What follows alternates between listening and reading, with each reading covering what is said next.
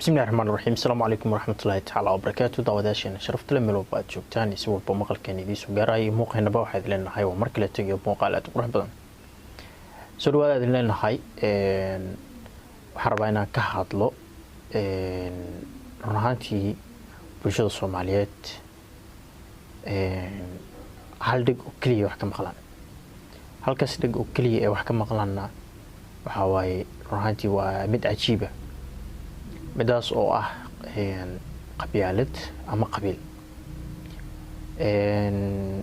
runtii ma ahan wax sax ah ama wax qof bini aadana oo insaana oo adiga kugu diina oo aad yani hal meel aad wada tirsanaysaan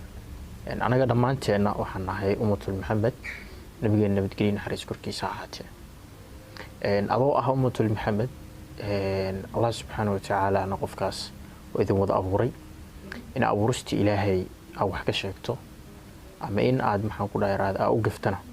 وحلا قرح بدين حي صومالي ما أنت ماشي جوجنو وحنا جي وحي تهوى قبيل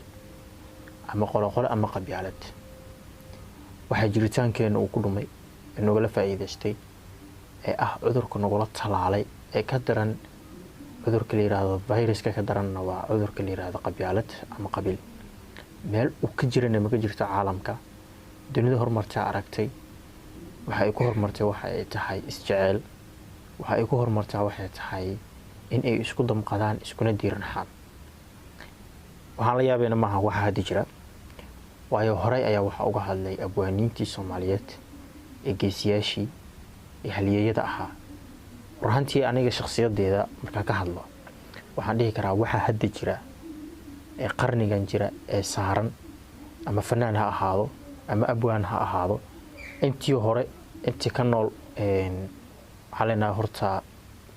amigooda Ilaahay u raajiyo intii dhimatayna xalina naxariistii janna ee baa ka waraabiyo laakiin kuwa hadda jooga inta hadda joogta ani waxaan dhihi karaa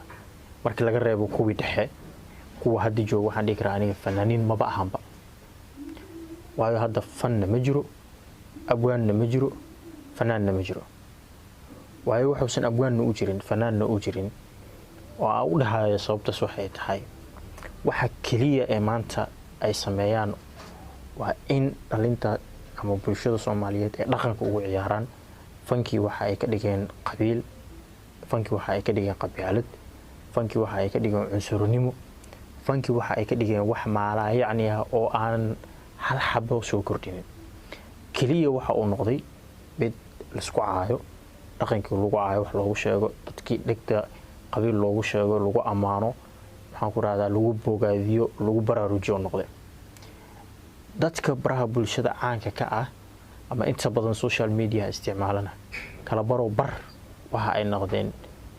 dad inta badan u xagliya dhanka qabiilka iyo qabyaalada oo bulshadii la rabay inay u faa'iideeyaan oo wax u sheegaan أنا وحبو شيء وكلية أي سميان إن أي برشة مسكح ضد أي كعياران views كود كلينا أي فرصان ده صار له دونا إن محاكور هذا وحاربته إن هذا تكسر عن بعضه لكن أنا ما قاعد مشي هيجن نقف سقاسة يعني أما شخصي سقاسة أو بيكسنا يعني مجرو لكن ده كحد يجرى أما اللي يرى فنانين هذا أنا أبوانين هذا أنا وعندي كرا فانكي يو سمعدي شرفتي ومد الصوماليات مقام كيبه way ku ciyaareen waxa hadda socdana ayaga u sabab kama reebano waxa saxaafada hadii iyagana waxa weeyaan door muhiim ah ku leeyihiin waayo waxa hadda socda indhaha way ka xirteen oo kaliya waxa ay buubuuniyaan oo ay ku ciyaaraan oo ay raadiyaan waxa ay tahay kaliya meeshii ay ka qaldan tahay Soomaalida waxa argaysan nin ama qof saxafiya ama qof fanaan ama qof abwaana oo kaliya raadinayay ama raadiya meesha ay ka xuntahay Soomaali soo bandhiga بونبونيا ماشي اللي قربي إن بلشيديس الصوماليات أو وحشة وانيو حنقول هذا دب وقول لابتو وحركة إنه إستجر هذين عيبه هذي بناك وصودي جاي كجذا عالم ككليته يو فيو سهلة صومالية تنا مغبتة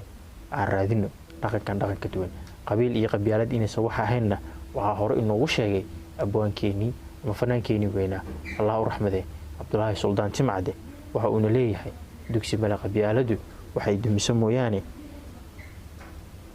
waxa markaas uu ka hadlaay waa waxa hadda taagan waan gartay jirki maya qabyaaladii waxay dugayso mooyaane haddaynan xumaantiyo dilka iyo dayninka qanadka dabadan ka joognaa sharciga daaqadaylanaahe dambarkeedu waa jahanama iyo aada masantihiin asxaabta quruxda badan leh waxaa ila yaabina xoogaa waxaa laga yaabaa inaan kululaaday waayo waxa kululaadayna waxa ay tahay runaantii waxa hadda socda wax indhaha laga xiran kara maahan caruurtii Soomaaliyeed ee bari mustaqbalka ahaa waa lagu ciyaaraa mustaqbalkoodii waxaana ku ciyaaraya yani duminayna waxay tahay dadka hadda joogana waxa ay fiirsadaan kaliya dantooda oo ah viewska walaalayaal sumcadda iyo sharafta iyo Soomaalinimada wax viewska lama ahane waxyaabahan sida loo wado halaga daayo